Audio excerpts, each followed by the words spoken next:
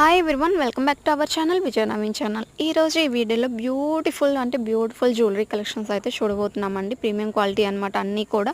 ఈ నక్షి బ్యాంగిల్స్ చూడండి, pair cost వచ్చేసి 999 అనమాట. 24, 26, 28, 210 వరకు సైజెస్ అయితే అవైలబుల్లో ఉన్నాయండి. మీరు ఆర్డర్ ప్లేస్ చేసే ముందు కరెక్ట్ సైజ్ చెక్ చేసుకొని ఆర్డర్ అయితే ప్లేస్ చేయండి.